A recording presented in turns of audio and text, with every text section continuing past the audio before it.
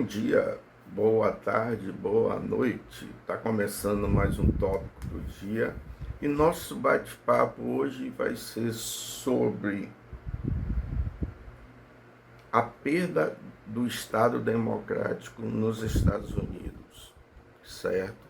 E preocupações profundas sobre as interferências nas eleições do Brasil, certo? Então, vamos ficar atentos, vamos ficar conscientes que o jogo podre dos Estados Unidos em relação às eleições desse ano, certo? Então, fica a dica, vamos estudar o mundo, a geopolítica, a história, para compreender o mundo, tá bem? E vida longa e próspera. Protestos ocorrendo, né, nas ruas dos Estados Unidos, mas esses protestos não estão sendo amplificados no poder político. O Congresso até agora americano fez nada. Tá? O Poder Judiciário americano, com raras exceções, está dando salvaguardas para políticas que seriam consideradas completamente inconstitucionais anos atrás. Tá? Então, o drama aqui é que a própria democracia representativa está em jogo. Ela está na mesa do debate político, não pelas razões que eu, você e todos nós gostaríamos, né? Aperfeiçoá-la, melhorar os mecanismos de representação, de inclusão, né? Não, ela está porque os overlords do Silicon Valley não acreditam nesse modelo político. E eles são abertamente, nas entrevistas que eles dão, é só você ir nas entrevistas do Peter Thiel, do Elon Musk, do filósofo por trás de todos eles, que é o Curtis Yarvin, esse é o mais maluco de todos, tá? Que propõe basicamente a criação de um sistema monárquico global com um CEO de uma empresa de tech sendo o Big King, tá? Isso está publicado, são livros, são papers e entrevistas gigantescas, né? E que as pessoas não dão atenção porque acham que é um grau tão alto de sociopatia que nunca vai virar realidade, mas virou, está virando. Então, você vê as manifestações em Minnesota não tendo reflexo nenhum. Né? Tem um discurso aqui, outro ali no Congresso Nacional, no Congresso americano, mas efetivamente não há nenhuma decisão. Hoje está se discutindo o bloqueio do orçamento do governo, né, se não houver modificações, mas são coisas absolutamente tímidas. Tá? Então, existe nesse momento um questionamento, até na própria juventude americana, que democracia é essa? Qual é o, né? E isso vai chegar aqui, você pode estar certo, eu não tenho a menor dúvida, já está chegando na Europa, já está sendo discussões, né, na Inglaterra, na França. Essa tecnologia, ela não é como as outras tecnologias que tiveram efeitos profundos na civilização, ela vai no fulcro do que a gente chama de condição humana e do processo democrático. Ela desafia a viabilidade de ambas. Como é que seria uma ditadura, por exemplo, do Trump, utilizando essa nova tecnologia? Como é que você vê um regime ditatorial com o uso desses avanços da comunicação? Bom, a gente está vendo em tempo real, né? É só ligar a televisão, a gente está vendo ela ser instalada, passo a passo. Né? Os manifestantes que se manifestam contra o que está acontecendo em Minneapolis, por exemplo, estão sendo fotografados e inseridos num banco de dados considerados terroristas domésticos. Isso tem um impacto, né, tremendo na vida de cada um deles. Você está vendo o questionamento. Tem eleições nos Estados Unidos agora no final do ano. As eleições importantíssimas.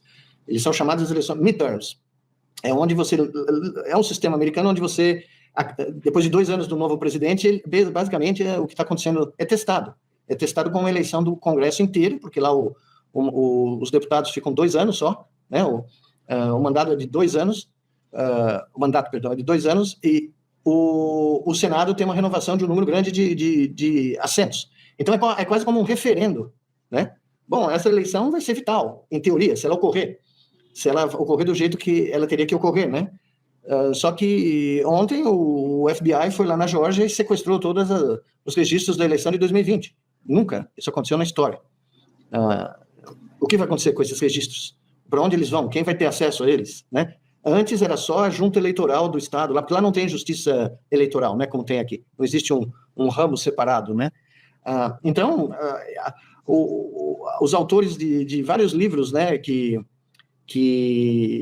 inclusive eu não gosto muito do livro, mas aquele que ficou muito famoso aqui no Brasil, né, Como as Democracias Morrem, um dos autores já falou, nós estamos no meio do caminho já. Não é que vai ocorrer daqui 5 anos, nada, não, nós estamos no meio do caminho. Então, é muito assustador ver a velocidade em um ano. Se você for ver o que aconteceu em 12 meses, do ponto de vista de violações ou de disputas, né, da Constituição americana, é algo muito, muito chocante, né? E você vê o caso da desinformação sendo usada no processo de comunicação no assassinato dessas duas pessoas em Minneapolis, né? E oficial, né? É oficial, né? Porque o último, bom, a moça lá, é óbvio que ela estava desviando do agente. E esse rapaz que foi morto agora, é óbvio que ele não sacou a arma dele que ele tinha, que nos Estados Unidos é legal. Se você tem porte de arma, é legal você carregar. Mas ele não chegou nem perto de tocar na arma. Ele tinha um telefone na mão. Mas ele foi... né? Ele foi literalmente executado. Né? A gente via isso aqui nos anos 70, aqui, né? O cara, a execução pelas costas. Exato, o Esquadrão da Morte, né? Meu pai julgou vários casos do Esquadrão da Morte aqui em São Paulo. Eu não sou cientista social, mas eu leio muita literatura. É óbvio que qualquer pequeno outro incidente pode ter um fator catalítico gigantesco, né? Não há dúvida nenhuma. Minnesota, a cidade de Minneapolis parece uma cidade em pé de guerra, né? Se você for ver tudo o que está acontecendo ali, a sensação que se tem é de uma cidade ocupada tentando se defender. E só que, como eu disse, né, o governador, o prefeito de Minneapolis, o governador do estado, que foi o candidato a vice-presidente dos democratas, vai no Twitter, fala lá o discurso, mas não acontece nada. Né? Então, de repente, se você for ler os comentários de cada postagem desses dois políticos de lá, começou, não, tá certo, tem que fazer, tal. De repente, se você vai ler hoje esses comentários, 90% assim, bom, mas não adianta só ficar fazendo tweet aqui, entendeu? Não adianta só vir aqui tweetar. Não vai resolver a questão, são de medidas concretas, né? Tem uma criança de 5 anos que foi sequestrada na saída da escola e transferida para o Texas. Hoje é capa, né? Quem é pai ou mãe como nós aqui, essa criança foi visitada por um deputado federal do Texas, um democrata. O menino, segundo o relato do pai e do próprio deputado que visitou, a criança está deprimida, só dorme, que é a mãe, né? Sim, só que assim, essa criança literalmente foi sequestrada. Ela desapareceu da cidade, da porta da casa dela, e foi levada para o Texas, do nada. A sorte é que ela está com o pai. Tem inúmeras crianças que não estão com essa sorte, lá nesses campos de detenção. Então, é um fenômeno que a sociedade americana não estava preparada. Porque muitas das coisas que estão acontecendo lá aconteceram em outros países como o nosso, décadas atrás. Né? E estão acontecendo lá, e o americano médio nunca viu isso na cidade, no país, na vida política deles. Eles não têm a mínima noção do que é essa tentativa de tomada de poder e instituição de um governo autoritário, né, ditatorial. É um fenômeno muito novo. E a minha sensação é que os próprios políticos democratas estão perdidos. Eles não têm uma liderança nacional capaz, né, o governador da Califórnia, que é tido como um potencial candidato, está brigando com a própria legislatura lá da Califórnia para evitar o aumento do imposto dos overlords, lá dos bilionários da Califórnia, que é 5% do valor total dos bens do cara uma vez na vida.